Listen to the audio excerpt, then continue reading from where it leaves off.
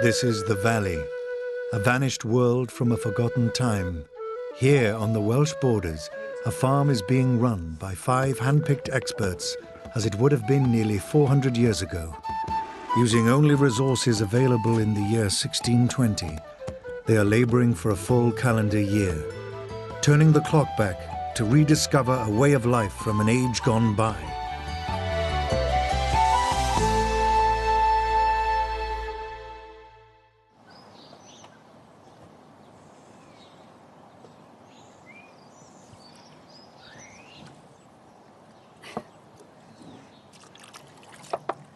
It's April, our 8th month here on the farm, and spring has truly sprung. 400 years ago, on a day like today, a farmer's wife would be doing as many jobs as possible out here in the sun and the fresh air.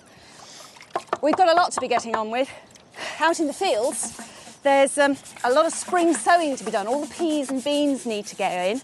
My first job this month, though, is to totally turn over this house, drag everything out, give it a scouring from top to bottom, a real spring clean. Before the April cleaning begins, the farmhouse needs to be cleared.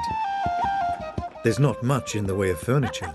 Some trestle tables, cupboards, and a few chairs. The first thing to be cleaned is the chimney, and Stuart is the one going up the ladder. The cheapest way of doing this is to tie a bit of holly bush onto a good stout rope, take it up the ladder, drop the rope down the chimney, and then we just pull it through from underneath. And holly's great because it bends, it'll deform around the chimney, should slide past all the bars that we've got in there, and give it a good scratch and scrape out, bring that soot down before we get a chimney fire, which potentially could be absolutely fatal. As ever, Alex and Fons are ready to get their hands dirty. Okay, Stuart, you ready? Yep. Let's give it a go. Like most jobs on a farm 400 years ago, chimney sweeping wouldn't be left to an expensive outside specialist. Instead, it was just another of the basic tasks that the farmer's family did themselves.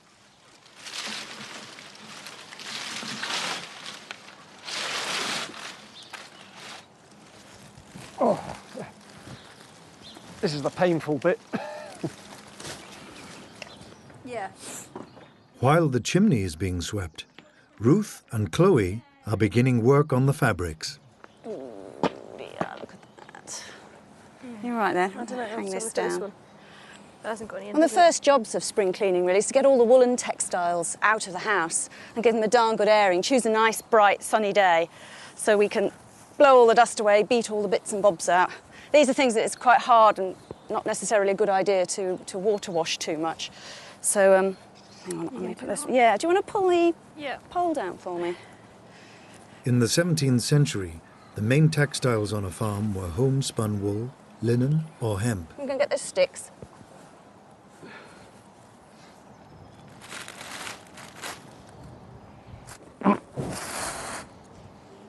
That's all the way in, Stuart.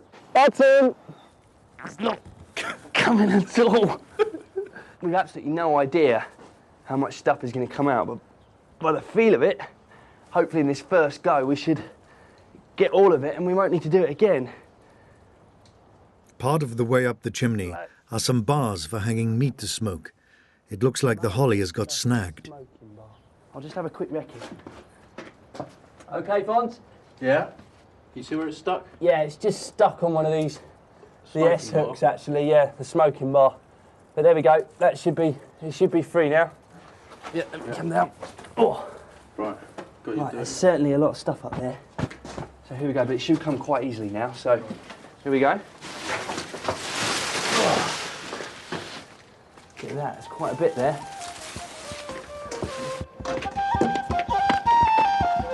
These are the curtains off the bed, and they're coming out along with all the other woolen textiles.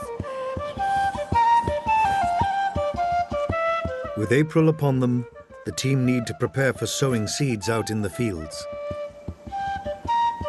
Inside, Ruth and Chloe have to clear up the chimney debris before ash and dust blow all over the house. They're everywhere, aren't they? Triangle Field was wasteland 6 months ago. Preparing it for crops has been excruciating labour, a seemingly losing battle against a mass of gnarled roots. These are the bramble roots, and these are the bracken roots. If we don't get rid of them, they'll regrow and they'll kill our pea crop. So what we're doing is we're building pyres and we're going to burn them and use them as fertiliser back on the field. They won't burn like a raging fire, they should smoulder with big plumes of white smoke. Sweeping out the farmhouse can now begin in earnest. I'm trying to get all the smoke and ash dust off all these little ledges on the wall, you can see, because it's an uneven surface. Obviously, just like nowadays, some people are more house proud than others, and references to people often mention how clean a woman was about her house. So, you know, it obviously mattered to people, and they'd obviously discussed it and gossiped about, you know, Mrs. So-and-so doesn't keep a very clean house, Mrs. So-and-so, oh, she's pristine and lovely. Just like today, really. So it's sort of different sort of dirt. There's certainly a lot more sort of dust, mud and smoke sort of particles than most modern people have. But then again, there's probably less house mites because we have more fresh air coming through, and there's less textiles.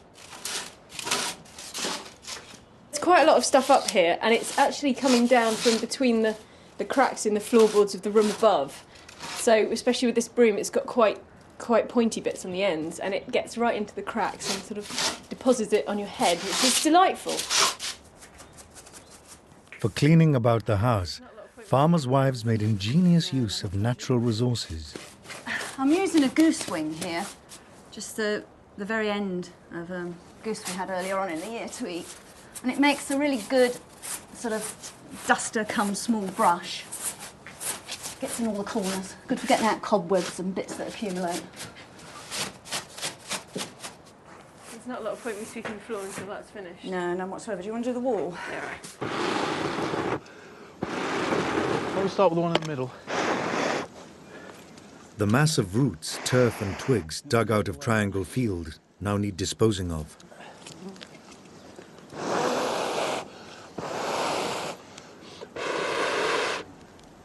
I've just got a strip of canvas which we've just pasted a bit of pitch on and wrapped it around the end of this stick. So it just smokes away. If you need a flame, just give it a bit of a blow. What I'm going to do is I built a sort of flue under these pyres, and hopefully the faggots that we've set underneath the pile should get it kick-started. It's not something I've ever done before, so I'm hoping it will. It'll take and it'll smoulder. It will probably, I should imagine, take over a day, if not longer. This one, I think, is on its way.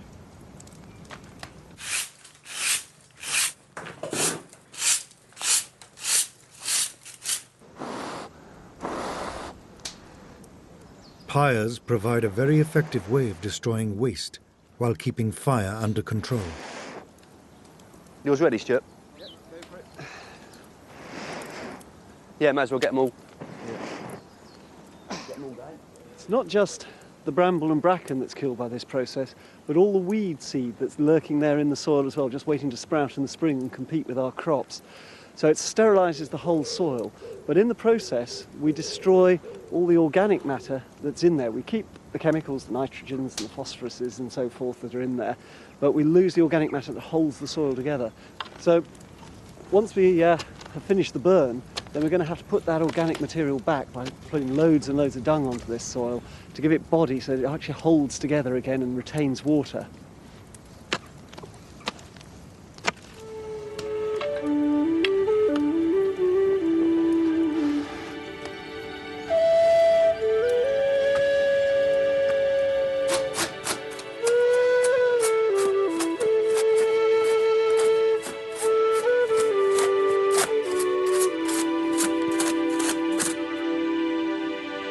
It's the end of a long day. The root pyres in Triangle Field seem to have been a great success, but no one really knows how many weeds are still lurking to threaten their pea crop.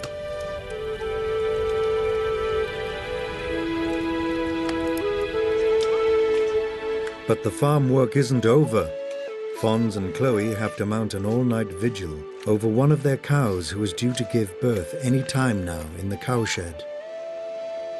It must be about 1 in the morning, and we've crept out of bed because we've got Duchess in the cowshed at the moment because we think tonight is going to be the night that she gives birth. We're just here just to check up on her. You know, we've got her food and some water, but we've heard a few noises, and myself and Chloe, we've both crept out just to see how she's doing. Feels fine. I can't feel anything kicking in there. She's really very, very placid, very docile. I think the very fact that she's letting us get this close to her could mean she's imminent. But she seems quite calm. I mean, every now and then her breathing picks up, gets quite rapid. She lies down, so we're assuming that it's coming. It's on its way. It's a very hardy breed, Welsh Black. They're very, very sturdy beef cattle. These really. They can survive all weathers. It's just the newborn calf that we're a bit worried about. That's the reason why Duchess is in here.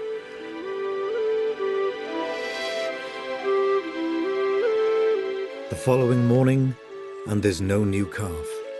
Duchess remains resolutely pregnant. We've had a sleepless vigil with Duchess tonight, and nothing's happened. I'm going to let her out into the big field now, and she'll rejoin the other cows. Well, we'll see. We'll keep our eye on her, and then probably bring her in again tonight. And hopefully before then I can get some sleep. Duchess has already had 12 calves in the past, so the team aren't really expecting any problems with the birth. But they'd rather be safe than sorry.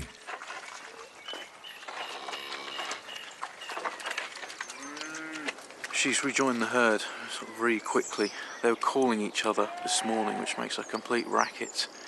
And she seems really eager to get onto that morning dew grass. So yeah, they all seem really happy. And it's been quite an experience actually. It's quite fun staying up, watching the cows. I mean, I feel quite alive actually, quite awake.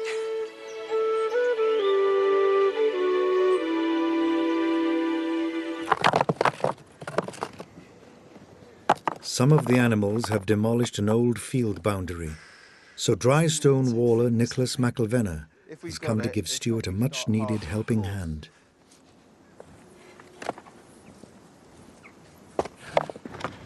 Dry stone walling's the sort of skill that every farmer would have because he'd patch the small bits himself.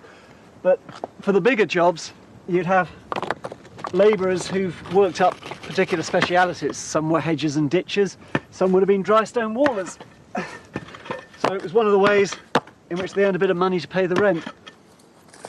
The principles of stone walling are basically you've got random shapes and you're trying to fit them together into a kind of solid form, you know, interlocking, much the same as a jigsaw puzzle. In fact, I used to do loads of jigsaw puzzles as a child, and I attribute that to being able to do stone walls now. Yeah. Other way up. Yeah, tuck it underneath then. You're holding a three-dimensional shape in your head. You see a gap and you're looking around for that stone.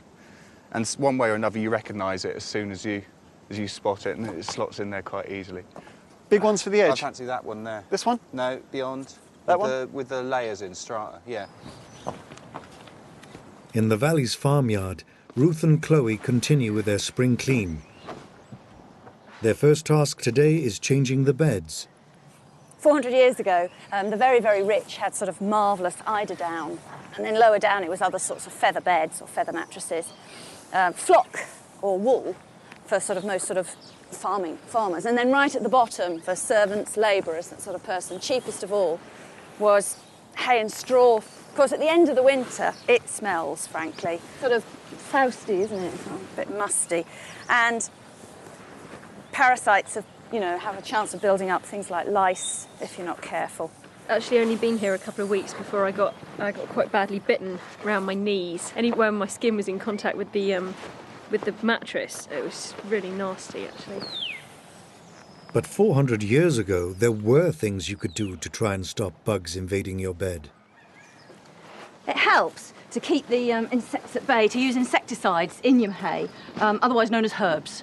There's quite a number of herbs that have quite strong anti-insect properties. Because this is unimproved pasture, there's no chemicals gone on it, lots of different species grow in amongst the grass, including lady's bed straw. And it's something that helps with insects and also helps with the smell. It's got a really nice, fresh smell that lasts, well, pretty much all year. Dry stone walls weren't the only way of securing a field boundary. Hedge laying was a quicker option, but where hedges require regular maintenance, stone walls are a much more permanent solution. And the materials needed are quite literally lying around on the fields waiting to be cleared. Once you've brought your stones in off the field, you've put them up into a stable shape. You've got yourself a wall, a barrier, which is going to keep your stock out for probably about 150 to 200 years, maybe with a little bit of maintenance where a cow's tried to get over or trees come down or something, but really it should be a stable block there. Swing it straight in there, Stuart. There's two sorts of dry stone wall that you find around in the country these days. Some of the really ancient ones, which go way, way back, certainly back to the 1620s. And these tend to be small fields, curved walls, but you shouldn't confuse those with the sort of massive lengths that you get across the middle of the Yorkshire Dales, which are all Victorian or 18th century enclosure walls from the Acts of Parliament when they carved up the fells. Makes you realise really just how... The mattresses are shaping up well. Back in the reign of James I, there were no easy care duvets, but they weren't exactly sleeping rough. They're quite comfortable as long as you put enough hay in them. If you don't put enough hay in, they tend to go very flat very quickly. They do go. And you end up with holes sort of under your bum and under your shoulders and wherever, what point you lie on. And right, ready? There we go. Yeah. Mine's going the other way up. Ready? Ah, fantastic. Oh, wriggle up. Oh, that's not bad. Wake me up when it's dinner time. Dinner. Oh, this is so comfy. Down in Triangle Field, the root bonfires have worked a treat, smouldering down to a fine ash. Now it just needs spreading around, putting some goodness back into the soil, as recommended by the farming manuals of the time.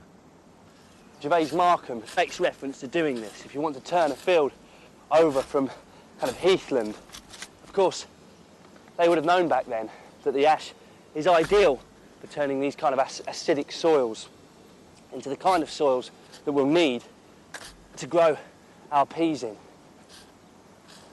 It's not a project I'll enter into lightly again, I think.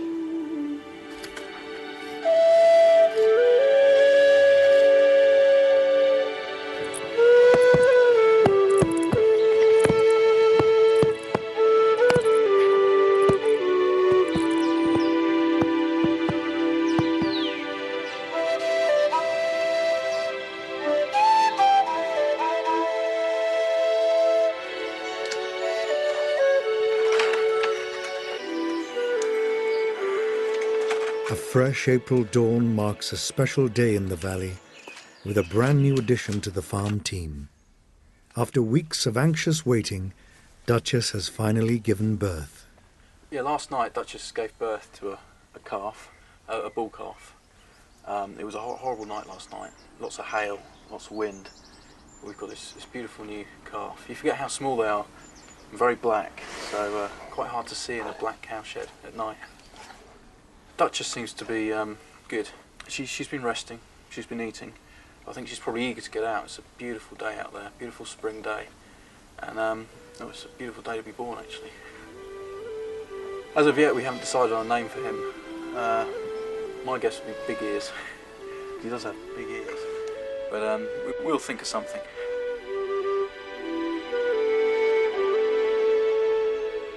I thought it wasn't far off the back. With the first section of wall finished, Nick and Stuart begin the next. Laying the foundations is the most important task. All the big base stones have to be precisely manoeuvred into position. The tools of the trade are very basic and probably haven't changed for hundreds of years. Your lump hammer for just compounding the soil around, but also just breaking off your blocks and making sure everything's seated down. Just your basic lump of metal. And then the iron bar, which is probably the most valuable tool, because with that you can move anything up to 5-6 times your own weight and manoeuvre stones where you'd just break your back otherwise. So for me, if I had to choose one tool, it would be the iron bar for the wall. Here we have a modern day brickies hammer. It's very good for just doing the final little dressings and adjustments to stones if there's a fiddly bits or breaking a bit off there. Now this is a hammerhead which I found underneath some flagstones in the Tudor house, not far from here at all. And it hasn't really changed in design over the period, as you can see. The weight and the profiles are exactly the same, and they would have done exactly the same job. Now the tradesman that lost this would have cursed. Important as these tools all are, the most important ones are your hands.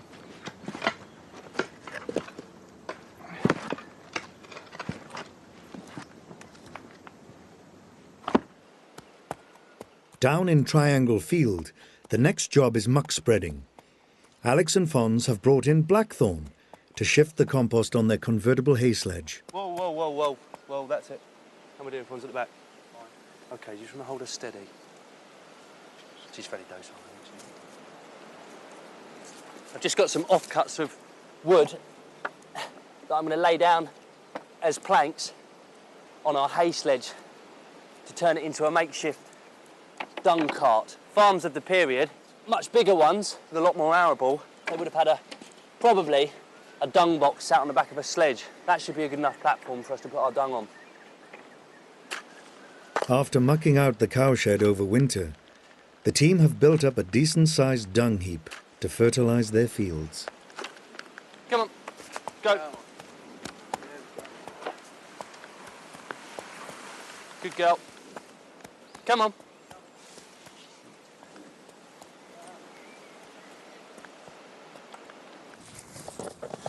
Okay, it's going up now. Slowly now, we don't want it going all the way. Just nice and easy. So we're dealing here with about 1/4 to 1/2 a tonne of stone. And with just 2 bars, we've been able to lift the thing up. Put it more or less exactly where we want. We'll just see. Right, it's moving to me. Do you want to steady it on the other side, slow it down? Get a bit more leverage on this. Now Lent's over, and people 400 years ago kept to it much more rigorously than people tend to do these days. A whole new diet arrives, partly because we've stopped fasting, but perhaps more importantly, just because the turning of the year, there's different foodstuffs available. So it's a completely different diet to what we've been eating, thank goodness. We've got lots of fresh spring stuff from the garden. We've got young veal. We've got lots and lots of milk products and indeed loads of eggs. The chickens are laying nicely now. Chloe's going to make us a salad. She's got some chives, sorrel, salad burnette and smallage out of the garden, which has come nice. And I'm going to start off with a custard. So I'm using up all these lovely eggs. I think that'll probably be enough. And I've got loads of cream and some of the morning's milk. Custard was a really popular dish 400 years ago, just as it is now, really.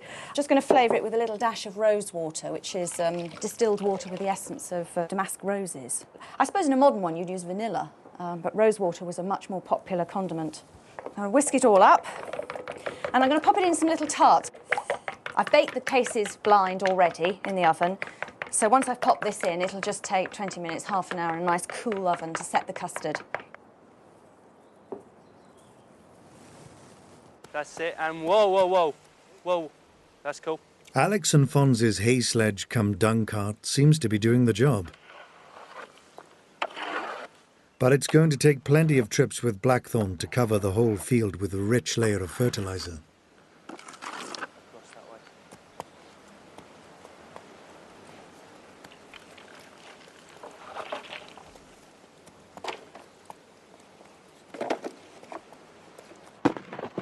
Just go in there, in fact. It's been a bit of a problem. In the course of a day, you reckon on doing about 6 yards of stone wall, which isn't that much to look at, but it all adds up over the course of a week or two. You can get a lot of satisfaction from working with the stones, especially when you have a productive period. Maybe for a few hours, everything's just slotting in nicely, you've got some good stone, and it's all fitting in together. In 2 days, Stuart and Nick have replaced about 8 metres of stone wall, making the boundary between the top orchard and the main field once again secure. The rest of the eggs I'm going to use to make a tansy, which is a bit like an omelette, really. And it gets its name from the herb which I've gathered out the garden here. I want to get just the juice out of it, and I'm not going to use a huge amount. People 400 years ago knew that it was slightly toxic, and indeed used it medicinally because of that, because in a high quantity, it can drive the worms out of your gut, you know, if you've got worms in your own body. That should be bruised now. I'm just going to squeeze the juice out and let it drop into the eggs. Just got to whisk this up and then put it to one side. We'll fry it in butter just before dinner. The team aren't just seeing a big change of diet. The coming of spring is having another profound effect.